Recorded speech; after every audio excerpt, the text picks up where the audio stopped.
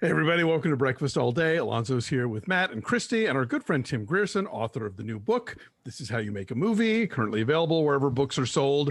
We have saved this part for last in the podcast. If you do not want to hear spoilers about Zack Snyder's Justice League, the 4-hour cut of the film that has just premiered on HBO Max, then stop listening now. But obviously, if you do, you're in the right place.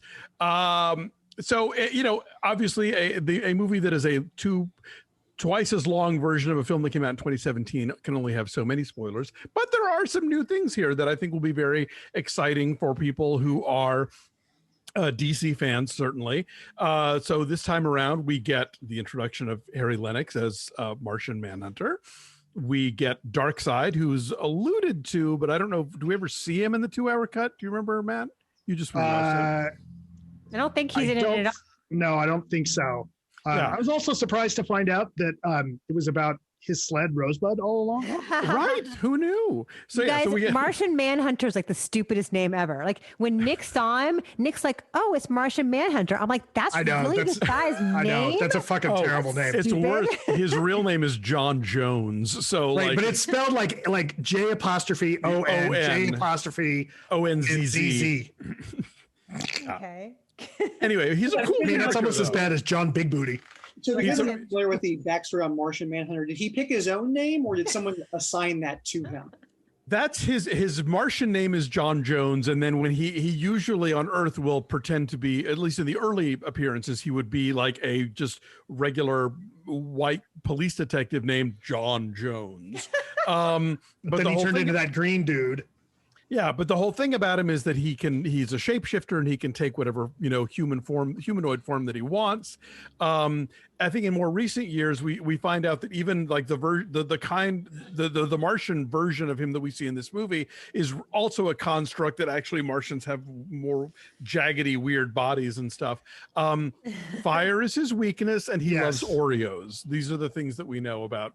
That was the Oreo thing didn't really come up until the Keith Giffen years of Justice League, but I carry it in my heart. And then Tim was asking earlier about the introduction of the Green Lantern Corps. They show up in the flashback to several thousand years ago, and that was briefly. That was very, very briefly in the original cut, but okay, it's almost a blink and you'll miss it. Gotcha. We got a much better look at them this time. So so the early version of the Guardians of the Universe, the Green Lantern Corps, are part of the team up of them and the old gods, Zeus and whoever, and the Amazons, who repel Darkseid back in the old days and like take the 3 mother boxes and divvy them out over the span of the earth so they can't be united again. Because you do see is it like a flash of light? Is it like a beam of green light? I can't recall what it was. It's like a beam of green light, and you actually see like the lantern logo at some point on something. So yeah, well, and so it's that like wooden looking dude with the he's clearly a lantern also because his hand gets cut off in this one and it disappears. It like Darkseid or somebody almost grabs it and it zips away. There is also apparently one of the ideas that they never even shot was that Kilowog and whatever, I can't remember the character that Jeffrey Rush voiced in the Green Lantern movie we got, the one that's got like a bird looking face, were supposed to show up make an appearance in this version, but I think they never actually shot any of that. Oh, interesting. And then, of course, there's the stuff that Snyder shot afterward, right? The post-apocalyptic stuff and the epilogue with Joker. So you have Batman and Joker together and what is his nightmare apocalypse. Yeah, like if you hated the prophetic dream sequences of BVS, like we are doubling down on that stuff now. Right. And go ahead. And that's all. No, I was saying that's all to set up. Was it Nightfall? Is that what it's called? No, it's so well maybe, or they were calling it like Nightmare with the K. Yeah, what that alludes to is that Superman has done something, and in this particular version, he may be now working for Darkseid after Lois has been killed, and that's kind of the story of the Injustice video game, in that Lois Lane gets killed as she's pregnant by, I think, the Joker, and Superman decides that he's gonna basically have this fascist dictatorship where he's going to make everyone get along, and Batman and some of the other heroes fight him over it. Tim, what did you think? Were you like, did you enjoy this? Did you find it exciting and shocking? Well, I intentionally did not listen to your guys' episode since we were going to be talking. I know how Alonso feels. I've read his review, but there are large sections of this 4-hour movie. I saw it all in one fell swoop, by the way. Okay. That seemed like the way to do it. Just like, screw it. That's a way. It is a way. It was my way that I decided to do it. And I have to say, it actually, I think, kind of helped the experience, because there is a sense of just being like, it was like binging a TV show, to be perfectly honest. That's what it felt like, of just chapter after chapter after chapter after chapter. And I am in that camp of people who think that Zack Snyder is not a great filmmaker, but he is a very interesting filmmaker. And I am interested in what he does, even though I think he is not successful. I mean, the easy comparison is Michael Bay, but there is a similar thing where I feel like they make movies like nobody else, and it's probably just as well that nobody else makes them. Like Terry Gilliam's like that, right? Like even when Terry Gilliam goes down in flames, like, well, it's different.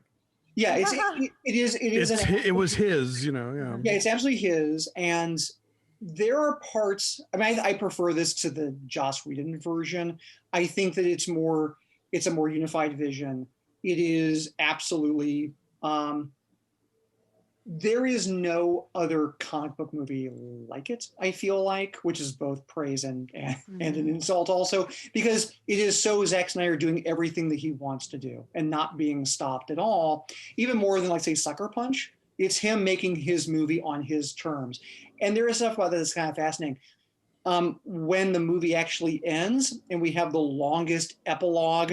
I mean, like, Lord of the Rings used to make fun of, like, Return of the King in terms of that. Peter Jackson.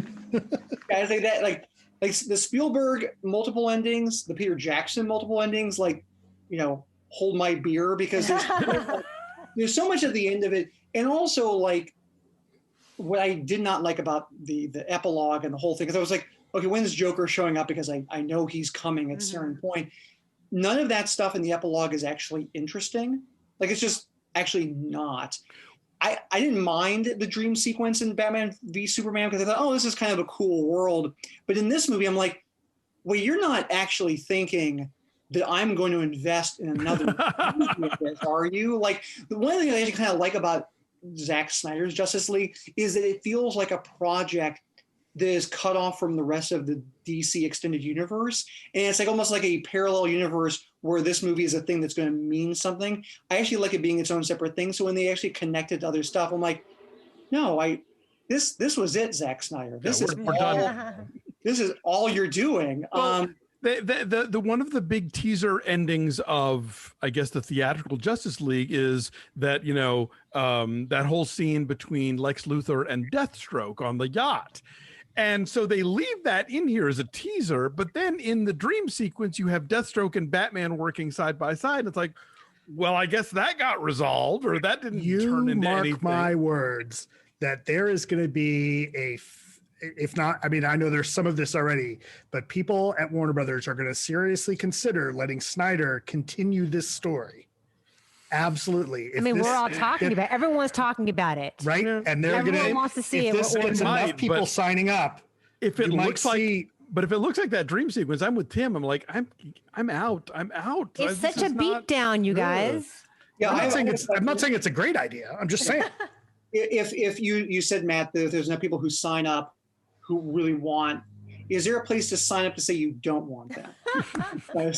I would like to. I mean, like, I mean this sincerely. Like, the thing I like about Justice League, though I don't think the movie actually works, is I like the idea that it's like, God bless him, he had to make this. Like, he had to make this. He had to correct the record in terms of what he made versus what Whedon made. If you read that Vanity Fair piece and take it sincerely, and I do, that Whedon also did this in part because of, or rather, Snyder did because of his daughter and his daughter committing suicide, and them having such a strong bond over superheroes.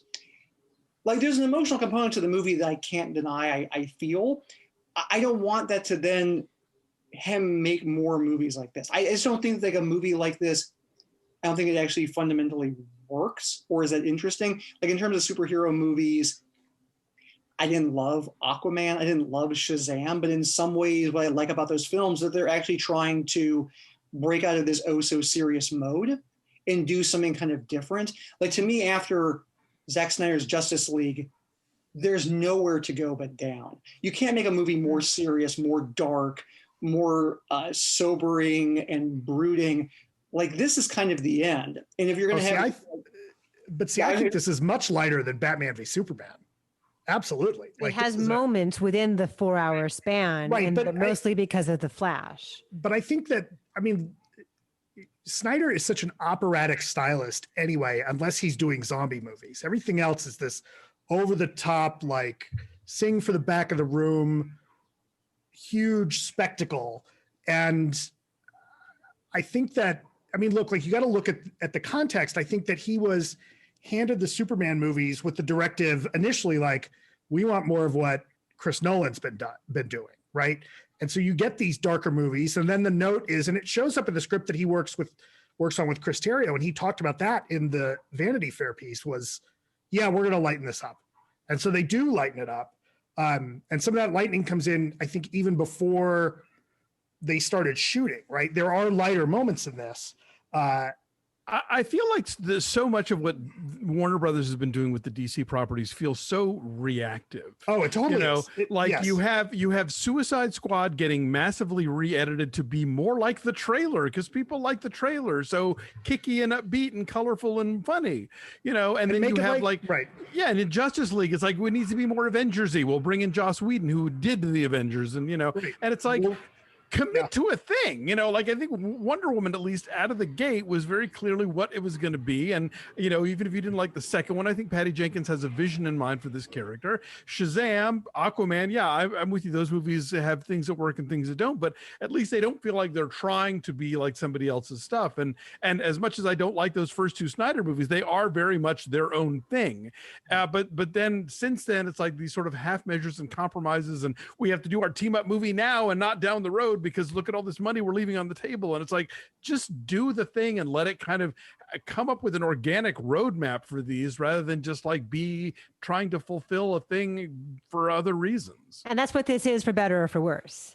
Yeah, this is a vision. This is an uncut vision, for better or for worse. No, right. Absolutely, yeah. I mean, again, it's the thing that's like, because I'm being paid by Marvel, I have to say that. Like, the Marvel movies are good, solid, entertaining, but you don't get the sense of flop sweat on every one of their movies the way that you do with the DC movies, with the Lucasfilm movies, to be perfectly honest, especially the spin-off movies, which originally were supposed to be like, these are not going to be like Star Wars movies. They're going to be different types of genres, and we're going to really kind of lean into that. And in both cases, they absolutely panicked. And the panic doesn't help. To Alonso's point, the panic actually doesn't help. Mm-hmm. And in some ways, like, I appreciate Zack Snyder's Justice League, because it's like, I know what I'm working with. Like, I know what that movie is supposed to be. Whereas like the original Justice League, you could just feel it being stitched together. You could feel it kind of being like, we don't know. Please don't be mad at us. That's what that movie feels like. See, Tim, this is another chapter of This Is How You Don't Make a Movie. Yeah. I mean, that's the thing that's so interesting. And there's been so much conversation about this, but this idea that like fans rule these franchises now, like they have so much sway over how these movies are made.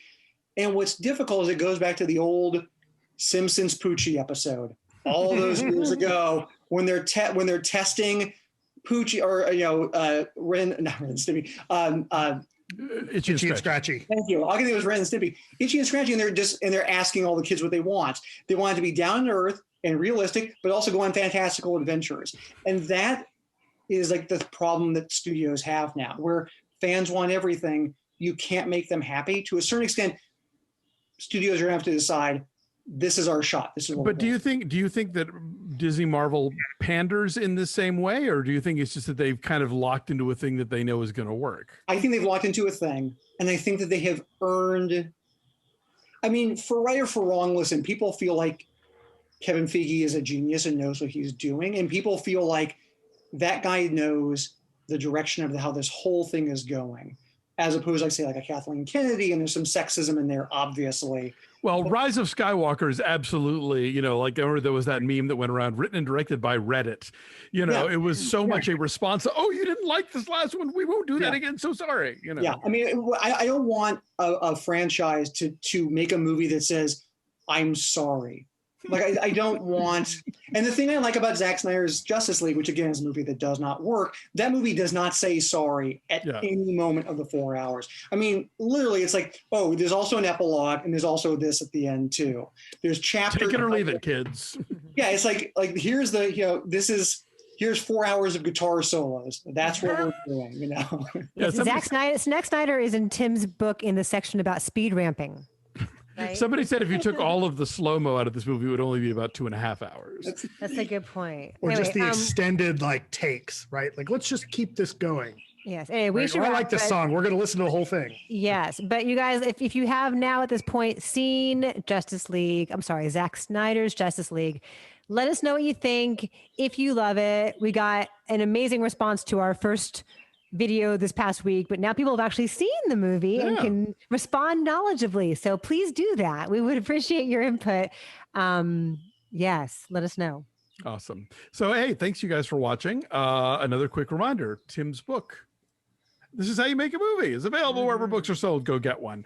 Thanks for watching us. Like this video, subscribe to our YouTube channel, follow us at BeFastAllDay on Twitter, Instagram, and Facebook. Check out our Patreon page where, speaking of the Marvel Universe, we're going to be recapping The Falcon and the Winter Soldier, kicking off with with episode 1 today. We're also going to be looking back at HBO's Alan v. Pharaoh and talking about those 4 episodes. And Christy, what's coming up Monday on Marvel Monday? This week is Iron Man 3, which is a movie that I don't recall loving the first time around, but I do love the snappiness of that Shane Black, Robert Downey Jr. combo. And Nick and I had a blast watching this. We had a blast talking about it. You can hear Nick going through puberty in this video, in this episode. Yes. It's very entertaining. And it's a Christmas movie. We talk about that. Good. All right. Have a good week, everybody. Tim, always a pleasure to see you. Thanks for joining us this week. Take care of yourselves and each other, and we'll see you guys next time. Bye. Bye.